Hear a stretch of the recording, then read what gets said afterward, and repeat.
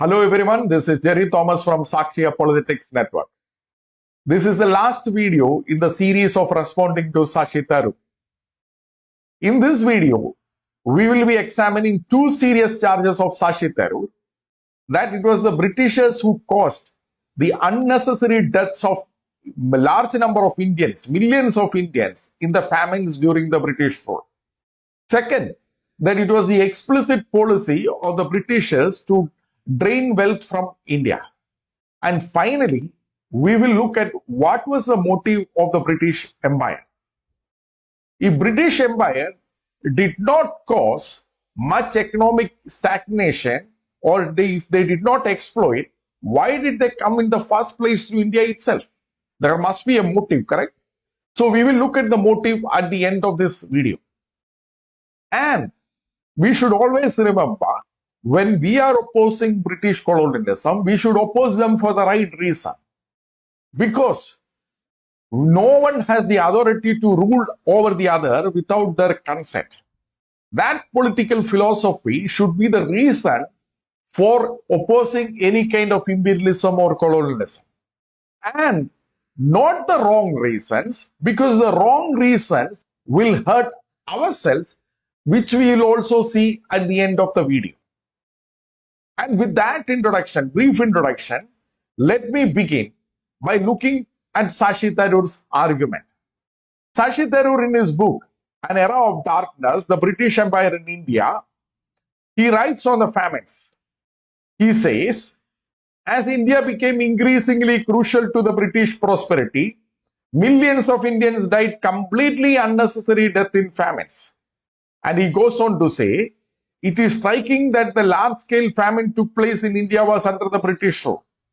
None has taken place since, because Indian democracy has been more responsive to the needs of the drought-affected and poverty-stricken Indians than the British rulers ever were.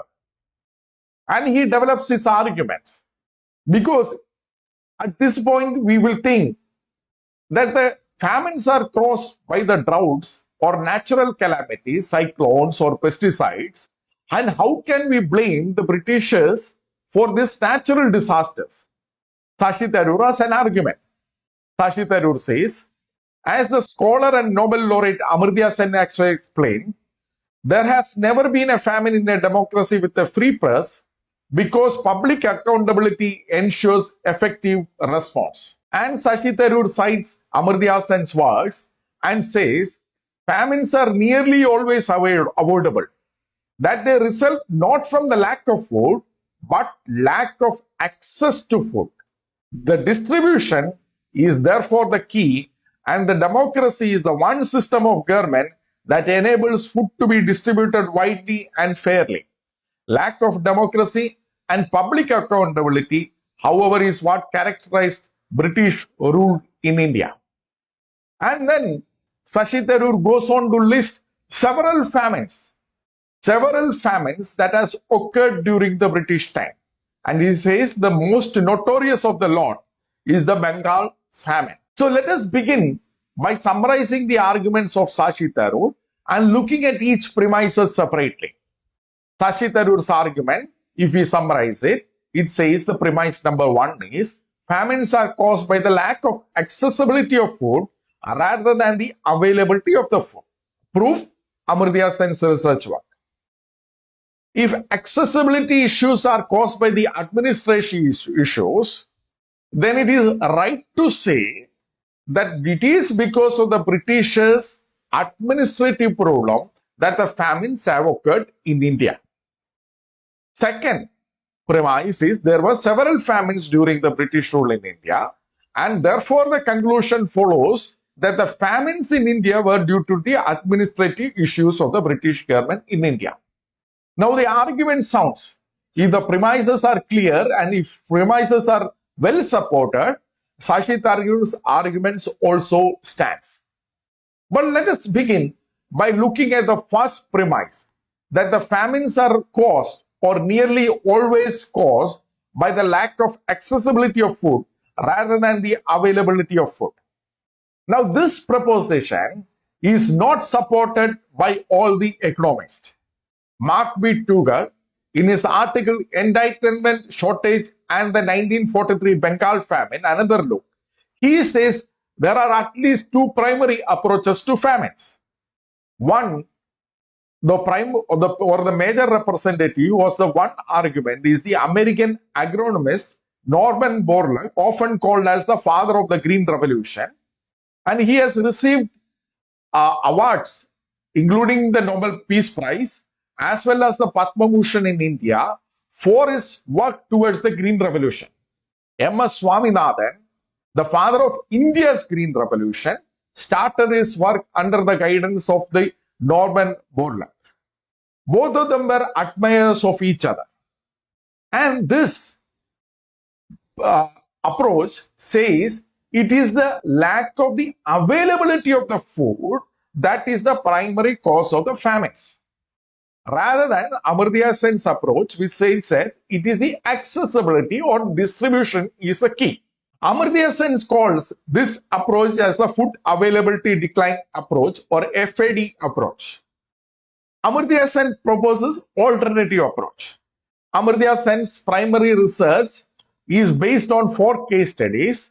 One is the Bengal famine of the 1943, which Shashi Tharoor called as the most notorious of the famines in India during the British time. And then the famines in Sahel, which is in Africa, Bangladesh and Ethiopia in the 1970s. So Bangladesh famine in the 1970s, not during the British time. So these 4 famines, one is the Bengal famine during the Britishers' rule, and 2 famines, Sahel and Ethiopia in Africa and Bangladesh in the 1970s, is the approach or the primary case studies of Amartya Sen. Amartya Sen's approach is known as the entitlement approach, or as called as the food entitlement decline, FED. The other one was called food availability decline, FAD, and Amartya Sen's approach is the food entitlement decline, which is FED. And you can see the definition of Amartya Sen's approach in the Amartya Sen's book, a famous book, Poverty and Famines, an essay on entitlement and deprivation, chapter 1. He begins the chapter 1 by saying this: starvation is the characteristics of some people not having enough food to eat. It is not the characteristics of there being not enough food to eat. You see the difference? It is starvation is about the some people not having enough food to eat. Or as Shashi Tharoor rightly summarized, it is an accessibility issue or it is a distribution issue. Now, hoarding, whenever there is a famine happening, the people charge that the shopkeepers or the distributors are hoarding the food, is a popular version of the Amartya Sen's argument. That the food is there, but it is not distributed properly. Amartya Sen's argument is much more complex than the popular hoarding argument, but it is similar to the hoarding argument. Now, FED, the Amartya Sen's argument, has been critiqued. Unlike what Shashi Tharoor says, has been critiqued by several scholars. Stephen Deverex, research fellow and a director of the Center for Social Protection at the Institute of Development Studies, he notes that this Amartya Sen's approach has been critiqued at least 2 ways. The literature has 2 strands: refutation by reinterpretation or reinterpretation of the data, and refutation by counter-example. In other words, there are scholars who examine the same data proposed by Amartya Sen, and then they have come to a different conclusion. They have reinterpreted the data that was given by Amartya Sen. So they are using the same data. And then there are other people who have given counter-examples. Counter-examples can be other famines where Amartya Sen's approach does not work at all, where the primary cause of the famines is not the accessibility but the availability of the food. So people have refuted that. Now, for us, the most important thing is the Bengal famine, because that happened during the British time, and that is one of the primary case studies of Amartya Sen. So we will look how the scholars have refuted Amartya Sen's Bengal famine approach. And you will see these 2 kinds of refutations. And the second type of refutation by refuting by counterexample. We don't have the counterexample in order to refute the Bengal famine, but there are scholars who have produced a different set of data. So let's start looking at the Bengal famine. And when we start looking at the Bengal famine, we can begin by Amartya Sen's book itself, because it gives an excellent background to the Bengal famine. In the Poverty and Famine, chapter 6, the Great Bengal Famine, Amartya Sen gives us the background. He says, first a bit of background. There are 3 rice crops in Bengal. Sown in May and June and harvested in November and December. It is called as the winter crop. And then sown around April and harvested in August and September, the autumn crop. And bow, planted in November and harvested in February and March, the spring crop. The winter crop is by far the most important. The respective shares of these crops during the 5 years 1939 to 43 were 73, 24 and 3%. In other words, the almond crop or the winter crop contributed to the 73% of the rice produce. So it is very important that we study about this crop, the winter crop. And Amartya Sen also gives us the background to the different phases of the famine that had occurred in the 1943. He says the phase 1 from the beginning of 1942 to the March 1943, phase 2 from March 1943 to November 1943, and phase 3 November 1943 through the most of 1944. And he says the death rate reached its peaks only in phase 3, but the most acute period of starvation had by then passed. Epidemics were raging in a famine-devastated country. Phase 2 is when the starvation death reached its peak. So, phase 2, that is March 1943 to November 1943, is when the starvation reached its peak. And then the famine started growing away in the 1944. But by that time, the epidemics had started killing the people. So with this background, the winter crop being the most important crop and the phase 2 being the critical phase in the famines, we will look at the reasons for the Bengal famines. Now, Amartya Sen's book on the Bengal famine, or his book on the Poverty and Famine, in which he has examined the Bengal famine, primarily depends his data on the Famine Inquiry Commission report on Bengal, which was constituted by the British Empire. So the British government, in order to examine what went wrong during the Bengal famine, had constituted an inquiry commission, and they had produced an excellent report, probably the most exhaustive report on the Bengal famine till now. And they had many data. One of those data was a projection of the rice crop. Please note that. An estimation or projection of the rice crop. It was not the actual data, but it was a projection. So, Amartya Sen takes this data, and Amartya Sen goes on to show that the famine, during the Bengal famine, the winter crop as well as the other crops were not substantially lower than the previous period. If the winter crop were not lower than the previous years, like 1941 or 1939, then you cannot blame the food availability as the main issue. If the crops have given you the exact or similar amount of the food, then the problem is not about the food availability. As I said, please note Amartya Sen is depending upon his study on the projections that were given in the Inquiry Commission report and not on the real data. But keeping that aside, then what caused the famines? As per Amartya Sen, what caused the famines, he gives 6 or 7 reasons. We will very quickly, briefly look at that. Amartya Sen says, during the 1942-43, there was a great inflationary pressure in a war economy. Bengal saw military and civil construction at totally unprecedented scale. So Bengal had huge investments because of the war that was going on, and there was a lot of money flowing in, and it caused a boom famine. How it can cause a boom famine? Because certain kinds of people had access to larger money, and then they increased the price of the rice. That is what, in summary, Amartya Sen says. And reason number two, he says, second, in phase two, the demand forces were reinforced by the indifferent winter crop and a vigorous speculation and panic hoardings.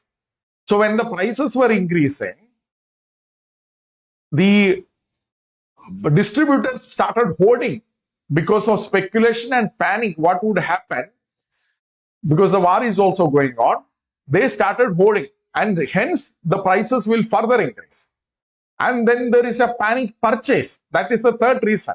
So there is a inflation, there is a boom, there is a hoarding, there is a panic purchase, and then comes the prohibition of exports. Because during the wartime, between the provinces itself, between the provinces in India itself, the food was not allowed to be exported to each other because they were concerned that either one of those provinces will result in the famine. So they could not export, say, food from the Madras or any other places. They tried for some time, but as soon as they started seeing the prices of the rice is increasing in those provinces, they stopped it. So there was a prohibition. And then uneven expansion of the incomes. As I said, the poor people suffered more because they were poverty stricken as well. And the accessibility, if it is the issue, the people with the money will have more access to the food and compared to the people with lesser money. And then he goes on to say the sixth and the seventh reason, he goes on to say how of each of the occupations were in this category, and he goes on to say about the price inflation. So basically, it was a boom famine, as he himself coined the word. Now let us look at the responses to Amartya Sen. As I said, there were several economists who have responded to Amartya Sen, and as we have seen, primarily two ways of responding: reinterpretation of the same Amartya Sen's data, or some of them have produced, at least to a limited extent, an alternative set of data. So what is the problem with the Amartya Sen's argument? As I said at the beginning, Amartya Sen's argument is based on projections by the British government at that time, and not the real data. The projections happened before the harvest. The projections are estimates and not the real data. And many have cited that these projections often have gone completely wrong, and hence the data is not reliable at all. Peter Bobrick, who is an economist and a consultant, he has responded in detail to Amartya Sen. To many of his arguments, Amartya Sen also responded back. And you can see the exchanges between Amartya Sen and Peter Bobrick in Bobrick's website, bobrick.org.uk. You can see a special section on the famines where all the primary documents as well as the exchanges between Amartya Sen and Peter Bobrick has been given. Peter Bobrick has been the most extreme critic of the Amartya Sen, and he emphasizes the point that Amartya Sen's argument is dependent on completely unreliable data. In the article, How Sen's Theory Can Cause Famines, Peter Bobrick is arguing that if every people started believing completely in Amartya Sen's theory, then nobody will focus on increasing the food production, but rather only on the food distribution. And that itself can cause more famines. Amartya Sen's insights are good as a part of the input to the famine control. And it cannot be the complete explanation, or it cannot be the primary cause. And Peter Bobrick takes the Bengal famine, because this is one of the primary case studies of Amartya Sen, and he says, it is surprising, though the Sen should have placed so much reliance on one set of statistics, crop forecasts, which was examined as totally unreliable by contemporary analysts, including Professor Mihalkov's one of the founding fathers of the agricultural statistics. How did Amartya Sen respond? Amartya Sen responded in reply, Famine and Mr. Broadrick by Amartya Sen, published in Food Policy 1987. Amartya Sen writes, of course, general question about production statistics of this type is an entirely sensible attitude. However, in the absence of inventing our data, we cannot do much better than using all the statistics that can be found, which is exactly what I did. So Amartya Sen is arguing, of course, we must be cautious about using such data, but I don't have any other data. Of course, there is always a question to Amartya Sen. If the Bengal famine data was unreliable, at least what the Inquiry Commission has produced, why did you look at the Bengal famine as one of your 4 case studies? You should have looked at another famine where you had more reliable data, right? Now, leaving aside that question, as I said, there are other scholars who looked at the same data and reinterpreted it. And they had looked at the same data and then they had said, some of them said that the food availability was an issue. Some of them said there was a decline in the food crop. But as Mark B. Toger in his paper Entitlement Shortage and the 1943 Bengal Famine, another says, irrespective of the reinterpretation, the primary issue is still not addressed, that the data itself is not good enough. The qualitative problems of the data still remains. He says, no corrections or recalculations, however, can overcome the fundamental qualitative problem of the statistics, which is that they are not in fact production statistics at all, but rather pre-harvest projections not based on the measurements of actual harvest. So what can we do? Fortunately, for us, the data is available, the real harvest data is available from 2 rice stations, research stations, which were there in Bengal at that time. And Mark B. Toger writes, in fact, India in 1943 had a network of experimental stations, including 2 rice research stations in Bengal. These stations grew numerous fields of many rice varieties and obtained genuine harvest and yield data regularly as part of the research. An Indian plant pathologist, Padmanabhan, who worked in Bengal during the famine and later became the head of the research for all India, published in 1973 a commemorative article on the famine in which he goes on to say what Padmanabhan has given. As per the table given by Padmanabhan, the almond crops were reduced to even a greater extent, in most cases 70 to 90%. 70 to 90%. Almost all of the crop, or we can say almost all of the almond crops, were destroyed by the natural disasters of that time. Cyclone, flood, and the plant diseases.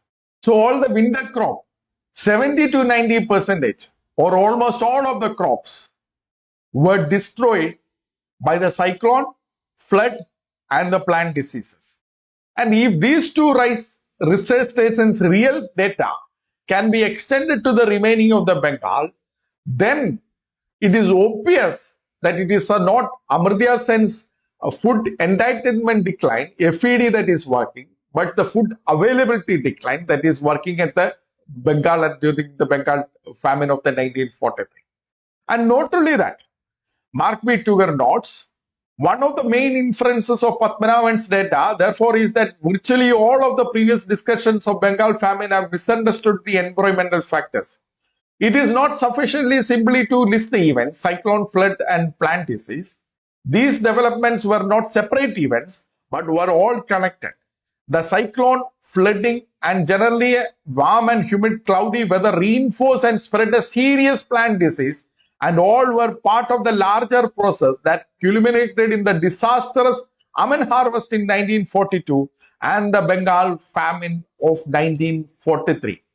So the real data, at least from 2 rice research stations in 2 districts of Bengal at that time, sufficiently demonstrates that it was the food availability decline, and not the food accessibility problem. How did Amartya Sen respond to this? Amartya Sen, in his response, The Truth About the Bengal Famine, Mark B. Tugar, reply by Amartya Sen, March 24, 2011 issue, in the New York Review, he says, Tugar thinks that he can get an adequate picture of the total food supply in Bengal from the data from just two rice research stations in two districts of the undivided Bengal, which had 27 districts, by quoting the generalizations made by the author of an article that presented those very data, supplemented by the musics of some unnamed plant biologist. To construct a comprehensive picture of the total food supply in Bengal, we do, however, need actual food data from all the districts of Bengal. In other words, Amartya Sen is dismissing this by saying that no, this only belongs to two districts. There were 27 districts at that time. If at all we need to change our conclusion, we need data from all the 27 districts. Of course, that is not going to be available at all ever in the future. Now, Amartya Sen's response is shocking. It is shocking because the events that led to 70-90% decline in the crop availability, those same events that had happened in those two districts had happened elsewhere as well. So it is generally a natural conclusion to extend this to the other places as well. And these events are mentioned in the same source that Amartya Sen has used, the Famine Inquiry Commission of Bengal 1943.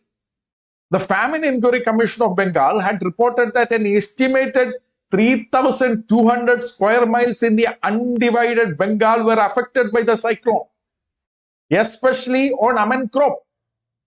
Famine Inquiry Commission of the Bengal reports, in areas more distant from the sea, there was little or no lice, but crops and the property were damaged and communication interrupted. It is estimated that the total area was affected was 3,200 square miles, of which 450 square miles were swept by the tidal waves and 400 square miles affected by floods. Throughout this, the large area, the standing almond crop, which was then flowering, was in large measure damaged.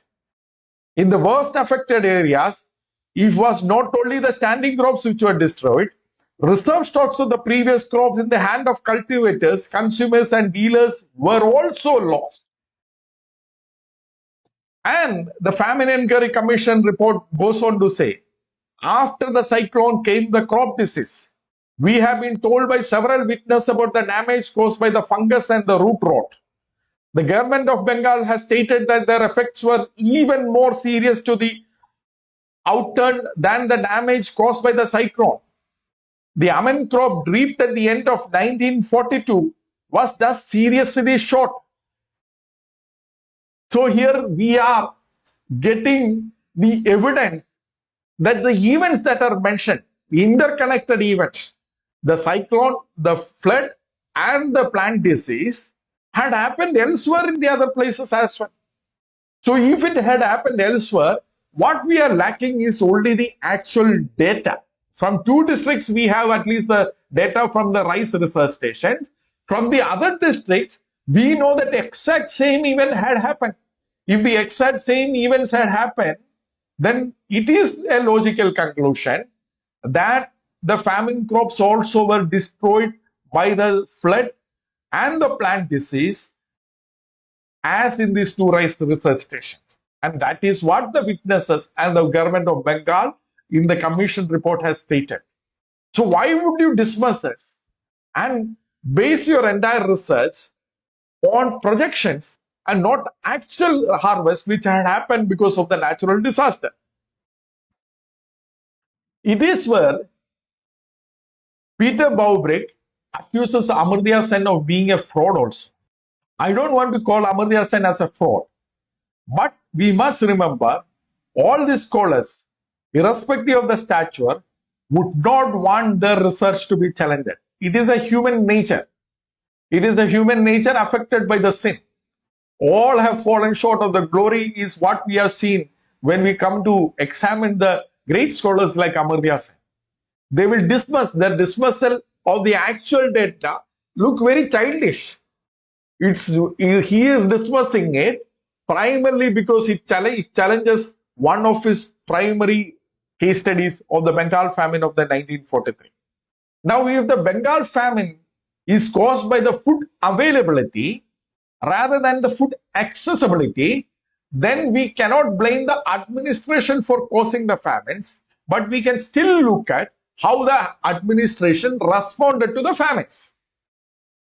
Now, at this point, it is very important to remember that while the Britishers were ruling even at 1943, we had an elected representative government in Bengal and in many other provinces of India. We all know from 1937 onwards, there were certain type of elections in India, and then there were parties contested for those elections, including the Congress, Hindu Mahasabha, Muslim League, and Independents. All of them contested for this election. Indians stood for the elections, and Indians were elected as the representatives, and then they were ruling, or they had a big say. They were the decision makers in many of the provinces at that time. So was the case in 1943 in Bengal. Now, what happened in the Bengal? The Famine Inquiry Commission report, minute by M. Afzal Hussain, page 195 says, about the end of March 1943, the ministry went out of the office. This is the elected ministry he is speaking. For a month, the governor of Bengal was in charge of the administration. It was at this time that the Muslim League party was invited to accept the responsibility, and a coalition ministry was sworn in on the 23rd of the April. And at that time, there was an attempt to bring a all-party coalition government to address the famine. But what happened? Congress did not cooperate because they were in the non-cooperative mood at that time. They were not cooperating at all. Hindu Mahasabha was ready to join, but they insisted that Muslims who contested and won as the independents, they should be part of the government. And Muslim League was not ready to accept that condition. As far as Muslim League is concerned, they are the sole representatives of Muslims, and any Muslim who contested as an independent and won, they were not ready to accept them. Hindu Mahasabha insisted that they also should be part of the government, and because of this discussion, Hindu Mahasabha did not join the government. So finally, it was only the Muslim League which was ruling at that time. Muslim League was the largest party at that time in Bengal because it was the undivided Bengal, and Muslim League elected representatives of Indians were ruling. And the key decision maker at that time was Hussain Suhardi, who later became the Pakistan's prime minister. He was the key decision maker, being the minister of the civil supplies. And throughout the famine, he campaigned exactly as Amartya Sen argued. He said there is no food shortage. He said there is no food shortage, and they raided the distributors' godowns and the shops, and they hardly found any food. No substantial food was found. So Amartya Sen's argument was live tested there and failed. Now, this also we must remember. It was an elected government, and the elected representatives, at least one of the elected representatives, campaigned hugely in similar lines to Amartya Sen's later thesis, and they found nothing. But what happened is, because of this, Professor Tirthakar Roy writes in How British Rule Changed the India's Economy, The Paradox of the Raj, chapter 6. In 1943, the key decision maker in the government was the Minister of Civil Supplies, Hussain Suhardi. Throughout the famine, he was an aggressive campaigner for the no shortage theory, and throughout his colleague critics and the officers contradicted it. This quarrelsome bunch of relief givers weakened and delayed response. The people who were supposed to give inputs to the British government, they were quarreling between each other, and therefore there was a delayed response. When they told that there was a food shortage, we must ask how the British government responded. Historian Sahir Masani, in his article Churchill and the Genocide Myths, Last Word on the Bengal Famine, he writes, on August 4, 1943, when the Churchill's war cabinet first realized the enormity of the famine, it agreed that 150,000 tons of Iraqi barley and Australian wheat should be sent to Bengal, with Churchill himself insisting on 24/7 that something must be done. Though the emphatic that the Indians are not the only people who are starving in this war, he agreed to send a further 250,000 tons to be shipped over the next 4 months. Or as soon as the Bengal administration, the elected government in Bengal, informed the war cabinet that there was a food shortage, they responded to it. Now we must remember, Winston Churchill was an old man. He had a loose tongue. And because of his loose tongue, people say he was a racist. He had spoken against the Jews, he had spoken against the Indians. Now, we can evaluate Winston Churchill by his loose talk. But if you look at his actions, despite being an old man and despite having a loose tongue, whenever he had to act, he acted. So that is what it matters. When it comes to famine, it is not what you informally speak to each other. It is whether you act as the administrator, whether you act as the ruler in the right way. So can we blame Britishers for the Bengal famine, or can we blame them for a delayed response?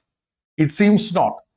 However, if you insist that we don't have sufficient data, then we must conclude, like how Professor Tithagar says. He says in chapter 6 of How the British Rule Changed India's Economy, the Paradox of the Raj, the Bengal famine of 1943 has never been explained.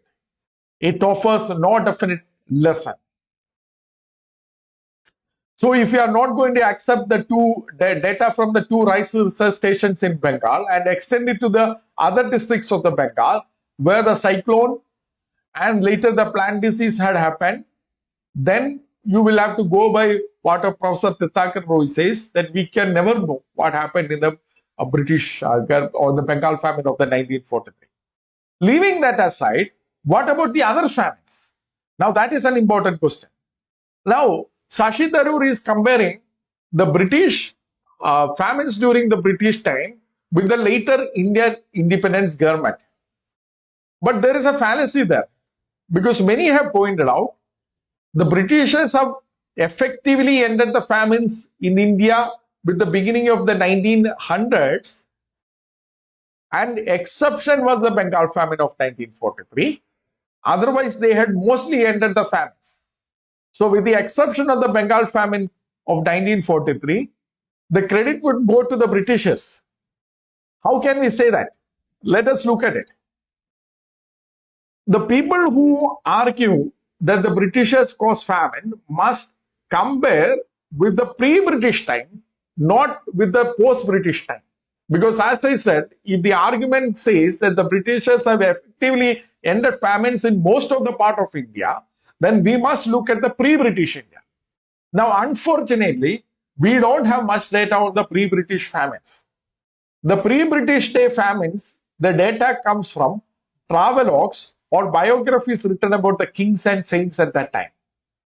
Now, comparing that to the actual data that was available to the statistics taken by the government during the British time is a serious mistake.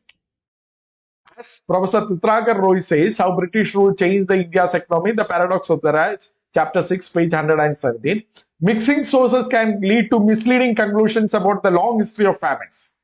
And he goes on to say, people have looked at the travelogues or the biographies of the kings and the saints, and then they have concluded that before the Britishers came into India, there was only main famines or serious famines only once in 50 years. And after Britishers came to India, where we have the actual data, there was a serious famine every 20 years. Now this, as Professor Tithagar says, is a problem. Because if the travelogues were not written, or if the biographies were not written, we are assuming that there were no famines at that time. We cannot assume like that. So what is the other alternative? The other alternative is to look at the long climatic situations. Now during the Britishers' time, we have the trends of the weather conditions, and we also know how each of the regions are. In this, Professor Tithagar again says, economics historians have the habit of looking long and hard at numbers. In the late 1970s, an American scholar, Michel McClellan, did that with the Deccan famines. This region, one of the driest agricultural zones of the world, had never been free of acute scarcities for more than 10 to 15 years at a stretch in the recorded history of famines in India. But famines disappeared hereafter in 1899, as McClellan observed. How British rule changed India, the paradox of the Raj, introduction, page 3. So the Deccan region was one of the driest agricultural zones of the world, and famines or the scarcity used to happen every 10 to 15 years, and it completely disappeared by 1899. So how did it disappear? If the Britishers were careless, how can the famines disappear in one of the driest zones of the agriculture across the world? They must have been doing something. We will look at that, but there is another data to complement this. That is how the growth of the population is. We all know, I hope we all will accept, the number of births during the Britishers' time or the pre-Britishers' time were large. Every family used to have 5, 6 or 10 children or more than that. But the growth of the population was almost zero or was very marginal.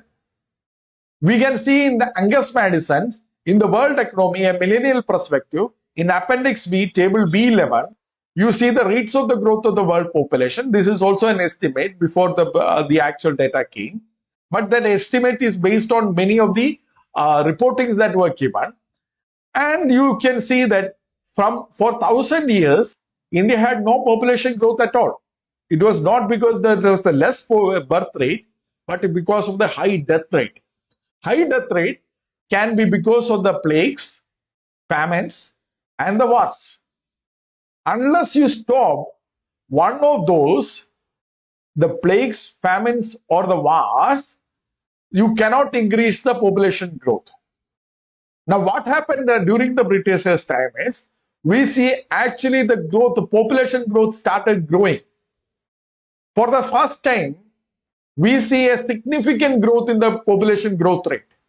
And now, if you are saying that the Britishers were not successful in stopping the famine, or worse, that they caused the famine, how will you explain the actual growth of population at that time?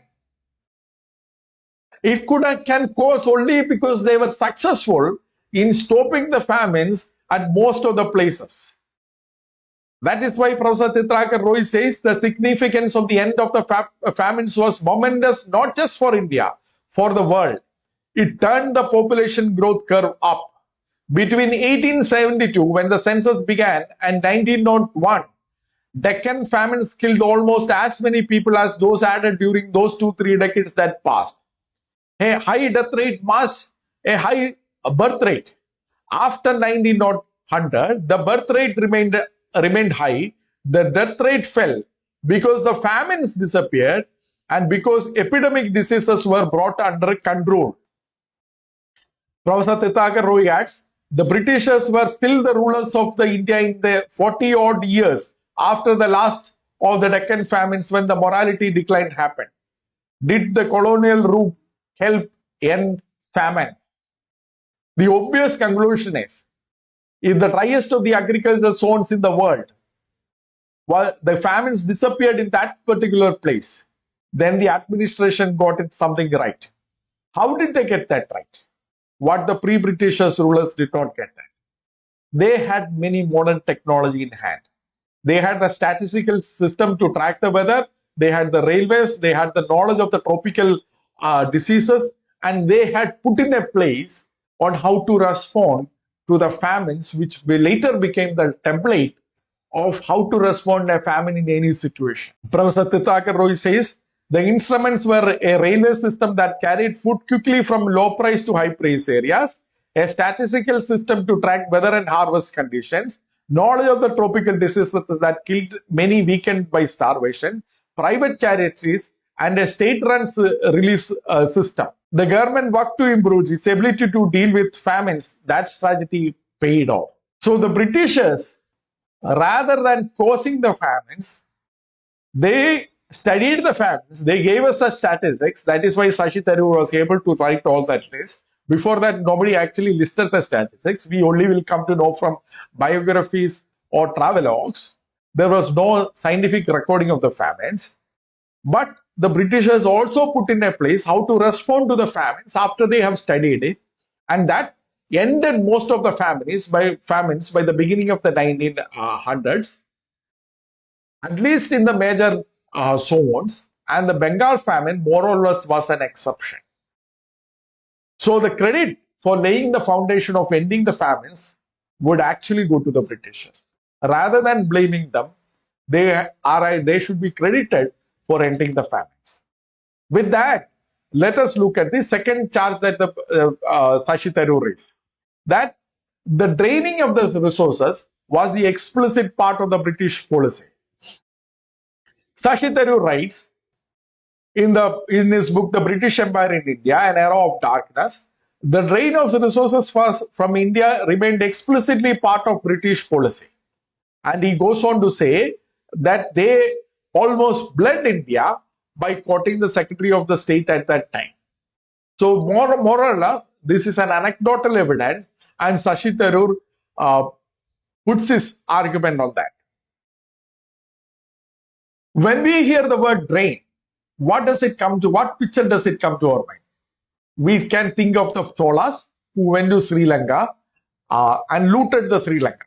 Now this is recorded by many of the people. Or we can think about Nadir Shah, as in the History and Culture of the Indian People, Volume 8, Chapter 2, Successors of Aurangzeb, B.P. Saxena. As he pointed out, Nadir Shah came here, looted India, plundered India, took money and went back to his country and gave almost a tax relief for 2-3 years at that time. So when we hear about the drain, this is what it comes to mind. Taking the wealth without exchanging either a product or a service. That should be the right definition of the drain. But unfortunately, when the people say that the Britishers drained India, they are not speaking about the Kohinoor diamond or the throne. That falls a small part. What they are saying is the salaries paid to the British government or the interest paid to the railways at that time, or for the money that we took as loan. They are including all that money as part of the drain, which is actually a ridiculous argument. But from where did this argument come from? Again, it came from Karl Marx. For Karl Marx, every capitalism was an exploitation. And for him, colonialism was an extension of capitalism, and hence colonialism was exploitation. Karl Marx wrote 3 articles in the New York Herald Tribune in 1853, namely The British Rule in India, published in June 25, 1853, The East India Company, Its History and Results, published in June 11, 1853, and The Future Results of the British Rule in India, published on August 8, 1853. And in this, he proposed his theory. Some of those things we had already read up in the deindustrialization episode. Karl Marx did not have much data. It was more of his ideological conviction that capitalism is always exploitative and colonialism is an extension of capitalism. For example, the British Rule in India, published in June 25, 1853 in the New York Herald Tribune, it says, it was the British intruder who broke up the Indian handloom and destroyed the spinning wheel. We had examined this argument in the deindustrialization episode. And then he goes on to say how the Britishers exploited India. Karl Marx proposed a drain theory because of his ideological conviction. Dadabhai Naoroji, one of the great nationalists in India, attempted to calculate how much is the drain. He wrote 2 articles. He gave 2 speeches one in 1867 and another in 1876. And later he published these 2 speeches as a book, Poverty and Un-British Rule in India, in 1901. So in the book, I am quoting from the book, Dadabhai Naoroji says his definition. This drain consists of 2 elements. First, that arising from the remittances by the European officials of their savings and for the expenditure in England for their various bonds both here, there and in India. From pensions and salaries paid in England and from government expenditure in England and in India. And the second, that arising from similar remittance by non-official Europeans, as the drain prevents India from making any capital, the Britishers bringing back the capital which they have drained from India itself, secure almost a monopoly of all trade, important industries, and thereby further exploit and drain India, the source of all evil being the official drain. So here he says there are two kinds of drains. One by the remittance by the European officials and other by the non-officials who are basically engineers and other experts who came to set up industries in India. Now this is where the issue comes. Sir Theodore Wilson, in his rebuttal to Dadabhai Naoroji in the book The Economic Transition in India, the chapter 8, The Drain, pages 193 and 94, he says, in order to ascertain the extent of the drain from India, we have then to find out what in any given year is the amount of her exports and goods or money for which in that year she receives no material equivalent. This gives to the word drain a precise meaning, the one which I understand it is usually intended to bear. It is not, I believe, contended that all India's debts constitute a drain. This would be wholly untenable position. So what Sir Theodore Wilson says is, you cannot accept the definition of Dadabhai Naoroji. You can take exports and look at if India has received any equivalent material things. If India has received equivalent material things, either in terms of the money or any other things, then that cannot be called as a drain. You can call it as a drain if you have not received any equivalent material things. That seems to be commonsensical. But unfortunately, that common sense is missing in the drain theory. Now, let us look at the various expenses or the various remittances by the British government at that time. In India and the World Economy, edited by G. Balachandran, Chapter 3, The Drain of Wealth and Indian Nationalism at the Turn of the Century by John Maclean, page 76, we have a breakdown of the tribute. Now, the word tribute is loosely used. It is for salary, it is for taxes, it is for interest, everything is tribute. So let us examine few of these elements to understand. Dadabhai Naoroji on railway interest. He says, in India, the construction of the railroad, a large amount of the loan goes towards the payment of the Europeans, a portion of which, as I have explained before, goes out of the country. Then again, in the working of the railway, the same drawback, leaving therefore hardly any benefit at all to India itself, and the whole interest of the loan must go out of the country. So he is blaming for us taking the loan from the Britishers and constructing the railways here. He says because the interest goes to them. And Shashi Tharoor seconds this argument. He says in its very conception and construction, the Indian railways was a big British colonial scam. British shareholders made absurd amounts of money by investing in the railways, where the government guaranteed returns on capital of 5% net per year, unavailable in any other safe instruments. Is Shashi Tharoor right that the Britishers were making absurd amounts of money by the investments in railway? And why he thinks that it is a safe return? It is a safe return because Britishers were the guarantee. Leaving at that side, Mahadeva Govinda Ranade, whom I quoted in the first episode, who was a co-founder of the Indian National Congress, he says on Essays and Indian Economics, a collection of essays and speeches, Chapter 8, Industrial Conference, page 187 to 187, Mahadeva Govinda Ranade writes, there are some people who think that as long as we have a heavy tribute to pay to England, tribute again, he is using the word in a liberal sense, including salaries, taxes, interest and all, which takes away nearly 20 crores of our surplus support, we are doomed and can do nothing to help ourselves. This is, however, hardly a fair or a manly position to take up. This is neither fair nor a manly position. A portion of the burden represents the interest on the money advanced to or invested in our country, and so far from complaining, we have reasons to be thankful that we have a creditor who supplies our needs at such a low rate of interest. Now, Mahadeva Govindaranade, being an economist, he is looking probably at the realized rate of interest.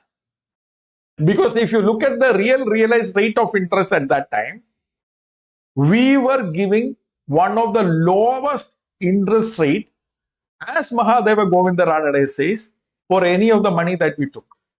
In the Indian and the World Economy, edited by G. Balachandran, Chapter 3, The Drain of Wealth and the Indian Nationalism at the Turn of the Century, John Macklin, page 77, gives us the reason to believe Mahadeva Govindaranade. He writes, India borrowed in England at a lower rate of interest than other foreign countries did.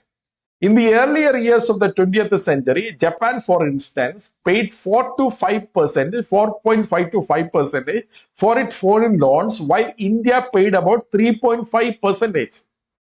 The yield to British investors on Indian railways in 1907 was 3.87%. On colonial reign was 4%, and American railways was 4.5%. And the other foreign railways was 4.77%. Thus, at the beginning of the century, Indian nationalists had less reason to complain about the current rate of interest paid to the foreign capitals. Furthermore, they could no longer say that the railroads were unprofitable to the state. So it was a profitable investment and the interest rates were lower. Now, the recent studies have shown that the real return for the British investors were equivalent to the British bonds at that time.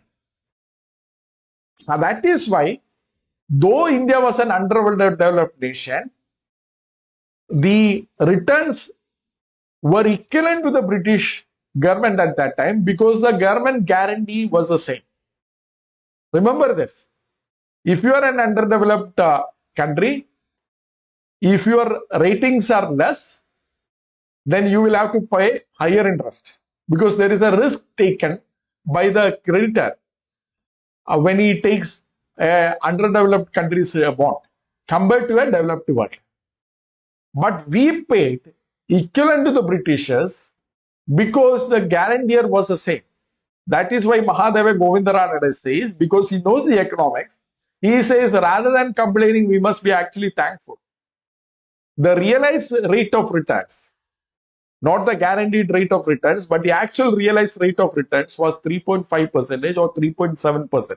As I said, the recent calculations had shown that we were at benefit rather than at loss. So rather than calling it as a scam, Shashi Tharoor must reconsider his argument. Now that is about the interest that paid.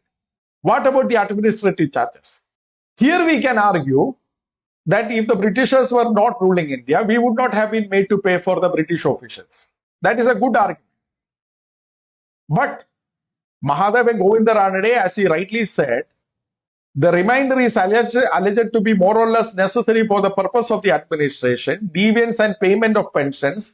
Though there is a good cause for complaint that it is not at all necessary, we should not forget the fact that we are enabled by the reason of this British connection to levy an equivalent tribute from China by our opium monopoly.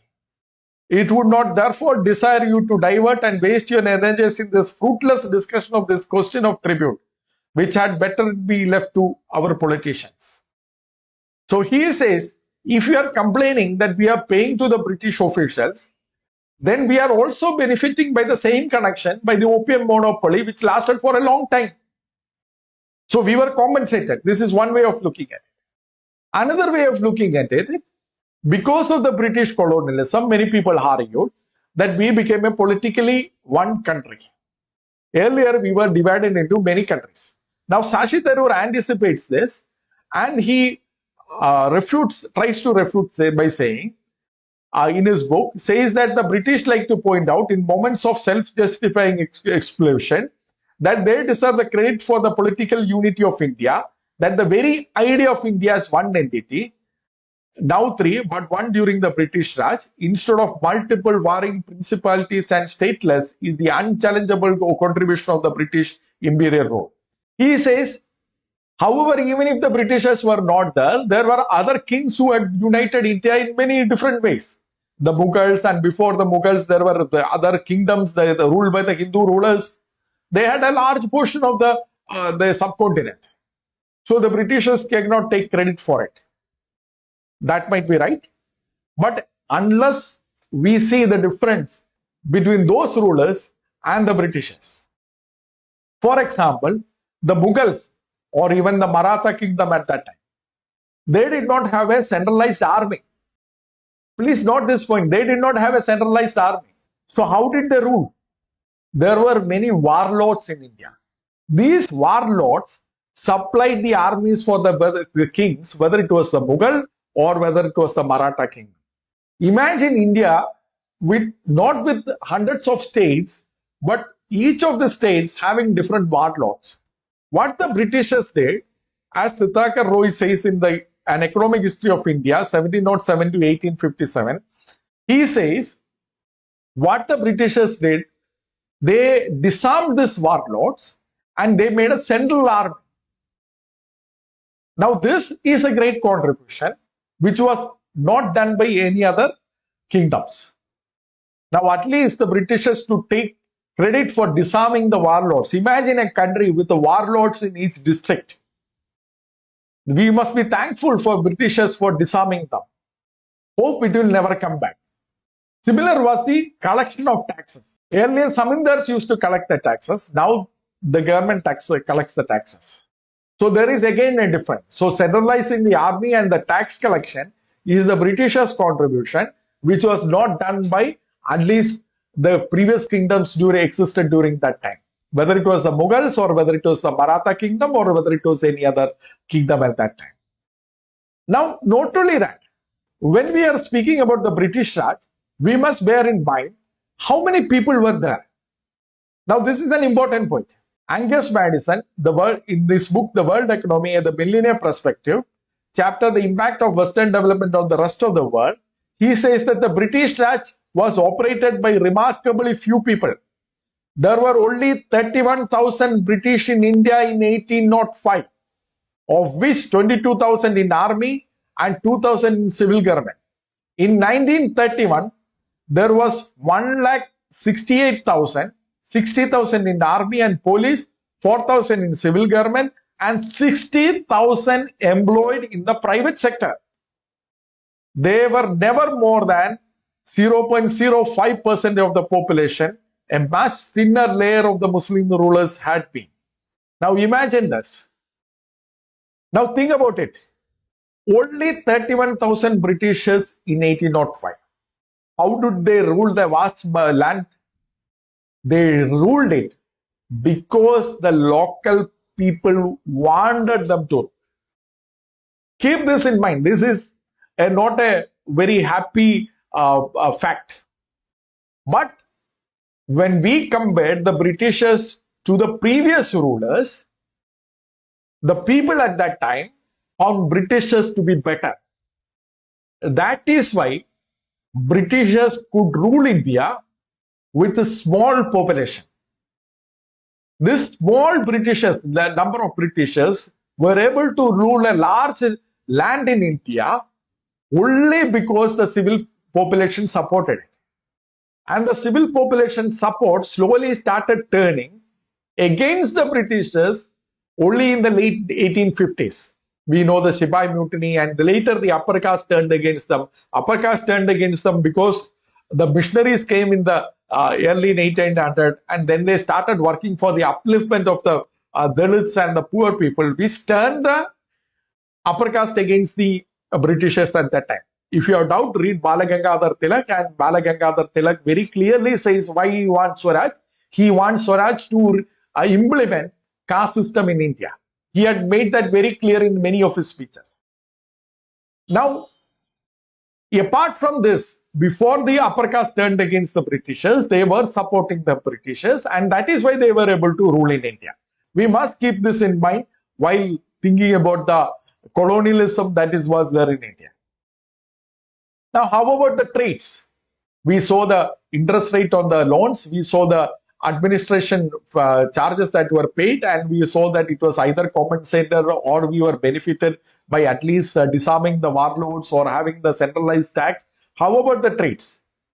Now, trades, K.N. Chowdhury, in his book India and the World Economy, edited by G. Balachandran, Chapter 2, India's International Economy in the 19th Century, he critiques Naoroji's thinking. He says that it's basically based on the political feelings rather than clear economics. When Dadabhai Naoroji calculated the trade, he did not include the cost of insurance or the cost of transport. He considered all those as a trade. Now, again, that is a blunder. If you really calculate how much the Britishers gained by real drain, in the sense what money they have taken without an exchange of a product and service, Neil Campbell Ferguson, a Scottish historian, points out that it amounts to 1% of the net domestic product a year between 1868 and 1930. For the large number of periods, their actual drain was minimal or insignificant. It cannot cause poverty in India. How about the payment to the professionals, which is the second part of Dadabhai Naoroji's argument, that we paid to the non-government officials? Of all the arguments, this is the silliest of the arguments. Because we are getting the best brains from the other countries, we are paying for them. And who is employing them? They are being employed by the Indian entrepreneurs like Tata and others who wanted to start the companies here. They did not have the technical know-how at that time. And you are paying them, and if they have to come, you will have to pay a higher salary. Otherwise, why will they leave their country, which has a better facility, and come to this country? How can you include this as a payment, as a drain? Dadabhai Naoroji writes, thousands of Europeans found a career and a livelihood in India to the exclusion of the children of the soil, who thus lost both their bread and their brains thereby. This is actually a ridiculous argument. We were inviting them to come.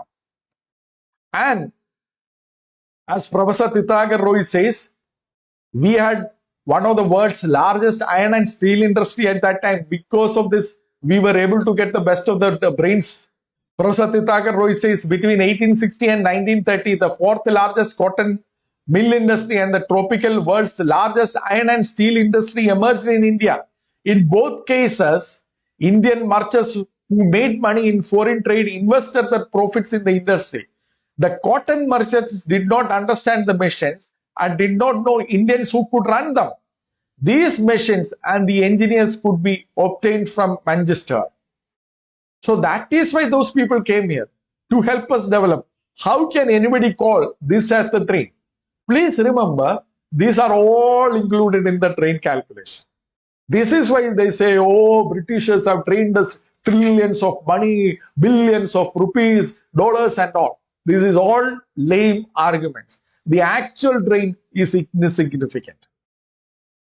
But during that time, interestingly, Britishers blamed India, at least the economists in Britishers blamed India for the brain drain. Alfred Marshall, one of the great economists, he said that the Indians are draining our best of the minds. G. Balachandran quotes Alfred Marshall's in India and the World Economy, page 6.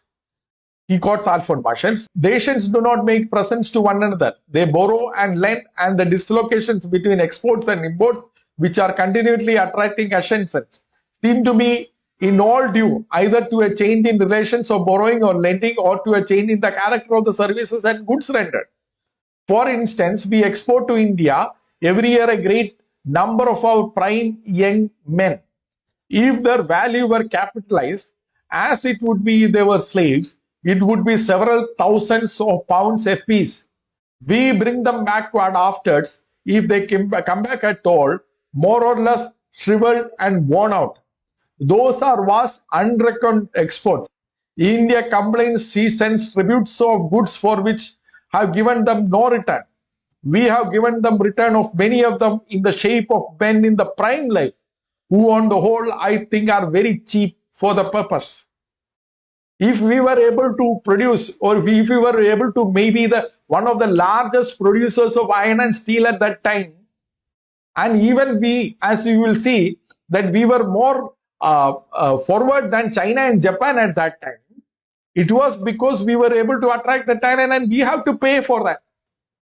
That is why Professor Tithakar Roy says the calculations of the drain were not worth the ink they were written.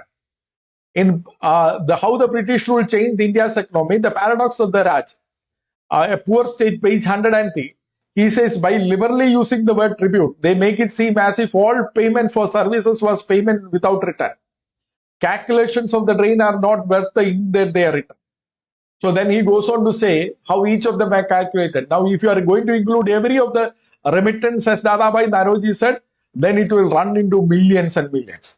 But if you are going to take the actual drain, the money that went out without exchange of a product or a service, then it is negligible. Then it is not worth mentioning the ink that is written about the drain. In the British Raj and assessment, Zahir Masani writes, often overlooked by the nationalists is the fact that India was the first country in Asia to have a modern textile industry, preceding Japan by 20 years and China by 40 years. Cotton mills were started in India, in Bombay in 1851 and grew from supplying 8% of domestic needs in 1896 to 76% in 1945. The Raj also left India as the largest steel producer in the developing world, with heavy industries and an airline in the private sector. So, we were much ahead before others. Now, what can we blame the Britishers for? We can blame Britishers for not focusing on certain areas. The areas like not focusing enough on the education field or not focusing enough on the upliftment of women. In how British rule changed the India's economy, the paradox of Raj, in page 18, Professor Tithakar Roy notes, the state failed to commit enough money or energy to improve society. Its record on investments in school was poor. Gender disparity was not even recognized as a goal. I confess that I do not believe that a state can do social reform without the society helping. By social reform, we mean equality of opportunity and equality in society. Indian society was not ready to accept either in the British colonial times. Divisions and hierarchy were too entrenched in the mindset of that. Having said that, if we look at the actual statistics on the education sector, they made good progress, but not good enough. As Zahir Masani, who was the son of a freedom fighter at that time, he says another major complaint against the British Raj has been on the education front for its failure to make primary education free and compulsory. And then he goes on to say, nevertheless, male literacy did increase from an abysmally low 8% in 1881 to 30% at independence. While female literacy during the same period left from almost 0 to 9%. Female literacy was only 9%. Now that was not good enough. But that is a good progress. Now this is where the post-independent India should have focused.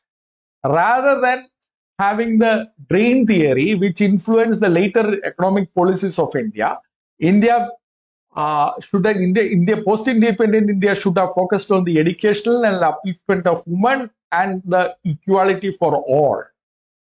However, the drain theory, after repeating it for many times, we started believing in the lie that we coined, and it harmed us. It harmed us because India, from being an open economy in the 1947, went into one of the most closed economies of the world after the post-independent India.